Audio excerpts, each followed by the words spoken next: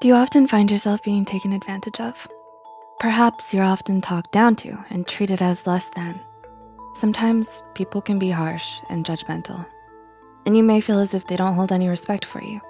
It's not always nice to hang around those who don't value you. So, if given the chance, it may be best to simply walk away and say good riddance. But if you find you are always being subtly treated this way, maybe you'd like to adopt some behaviors to gain respect. You can still be you. You just simply respect yourself enough to not let others walk all over you. Sound like a plan? Okay. Here are 6 ways to get people to respect you. Number 1, respect yourself first. We should all learn to love ourselves, and in doing so, give us the respect we deserve. Often at times, we can be too harsh on ourselves and let our insecurities and dark thoughts take the lead. But do away with them.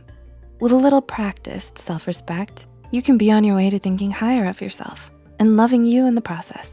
Many researchers, such as Herbert M. Lefcourt, state that having a sense of internal locus of control over our own lives is a key condition for our mental health. Locus of control refers to how much someone feels a sense of agency towards their life. Someone with an internal locus of control believes the things that happen to them are strongly influenced by their own actions, abilities, or mistakes. To practice self-respect, you must first allow yourself to say no without feeling guilty. Prioritize what is important in your life. Protect yourself and choose to keep only healthy relationships. It's key to not let others take advantage of you and make sure you get what you pay for in life. So if you're at an ice cream stand and you paid for 2 scoops of ice cream and only received 1, instead of brushing it off, simply ask that you received that extra chocolate scoop and don't feel guilty about it. It's just ice cream and you're hungry. Your priority right now is to satisfy your appetite. And guess what? Ice cream is the way. 2 scoops, please.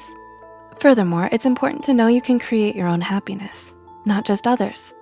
This is a form of self-respect as well. So go ahead and enjoy those 2 scoops.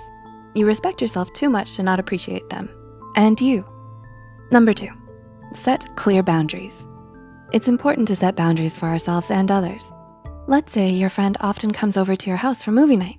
You love and care for your friend, but they aren't the most respectful guests. They put their feet up on your coffee table, they bring their dog Fleas over, they eat most of your food, and they leave Cheeto Puff remains on your furniture, everywhere. Do they respect you? Doesn't look like it. A good step would be to set some boundaries for when company comes over and discuss them with your dear friend. You can be kind when discussing this with them and consider their point of view as well. But it's your home and it's ultimately your rules. So tell them they can't keep scavenging through your fridge. Fleas must be on a leash and to keep their cheese-filled hands to themselves, not on the furniture. And paws off the table, Fleas. Number 3, understand you don't have to be nice all the time.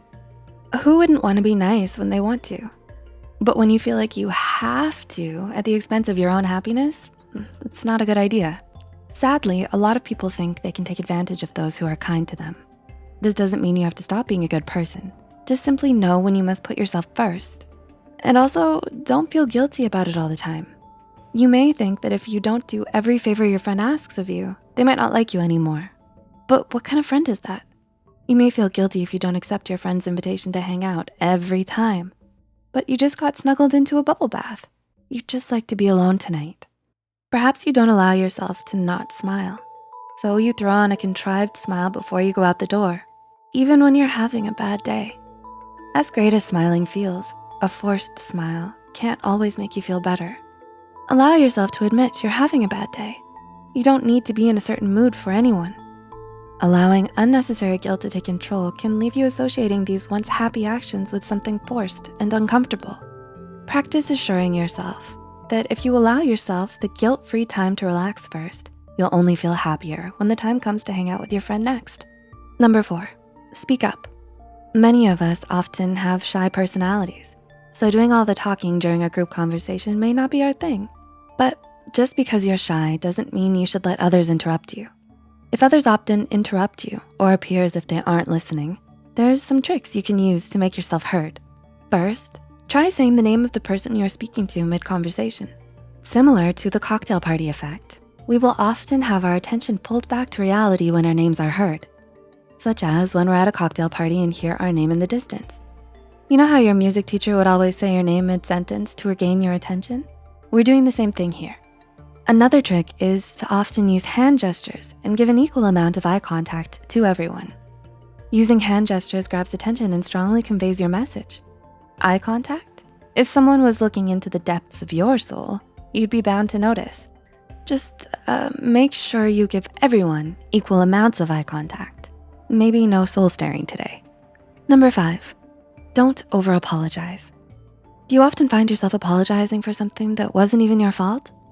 It may just become habit to say sorry when something goes wrong. You may only want to say it to not be unkind, but your words should carry weight, especially an apology. If you apologize too often, your sorry may be viewed as nothing to others who hear it too often. And unfortunately, over-apologizing can be a sign to others that you are submissive.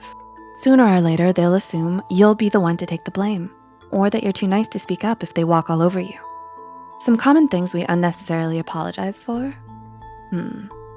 If you don't wanna do a favor, don't apologize. It's a favor. If you have an opposing opinion, agree to disagree. It's your opinion. Stand by it. Remember, you don't have to be unkind. Say sorry when sorry is due, but be conscious of how often and how unnecessarily you do say it. And number 6, display confident body language. Confidence is key. That's what people often say, and it can be very true most times. If you want to command respect, a good way is to let your body language show that you can't be pushed around. Quite literally too. A strong stance and good posture won't send you toppling over if bumped into. So use good posture and stand up tall. Make good eye contact when listening and speaking. Crossing our arms is often seen as defensive, so it's best to relax them by your side. Carry your head high and eyes forward instead of looking to the ground. Observe the scene at a party. Don't be afraid to people watch. It's a party after all. And remember those hand gestures? Continue to use them while speaking, and you'll be as confident and respected as an Italian chef at a pizzeria. Mamma mia. Sorry, too much ice cream and pizza. Oops, not sorry.